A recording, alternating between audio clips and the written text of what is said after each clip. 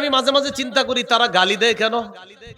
এই চিন্তাটা আগে থাকলে এখন আমার নাই, কারণ এই বেদাতের আবিষ্কারক যেই গুরুজি ছিলেন তার মুখের ভাষা ছিল খারাপ, তাই উত্তরাধিকার সূত্রে তাদের মুখের ভাষা হয় খারাপ। এটা কিন্তু এটা বুঝার বিষয় আর কি, বিষয়টা যে আসলে মুখের ভাষা খারাপ কেন। মানে আমি টেনশন করছি যে ভাষাটা খারাপ হয় কেন। আহমদ শফি রহমতুল্লাহ আলাইহির নাম নিয়া, জুনায়েদ বাবুনগরী রহমতুল্লাহ আলাইহির নাম সহ বড় বড় আলেমদের নাম নিয়ে ইচ্ছা মতো গালি দেয়। তো আমি টেনশনে পড়ে গেলাম, আচ্ছা গালির রহস্যটা কি।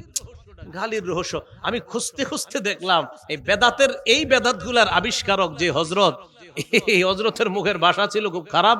এ আলেমদেরকে গালি দিত। তা এ যুগেও যদি কেউ কোরআন সুন্নাহর কথা শোনার পর আপনাকে গালি দেয়, আপনি টেনশন করবেন না, আপনি বলবেন মাশাআল্লাহ উত্তরাধিকার সূত্রে সুন্দরী পেয়েছেন। বিষয়টা এটা কোনো ঝগড়ার কিছু না। বিষয় আল্লাহ আমাদেরকে বুঝার তৌফিক দান করেন।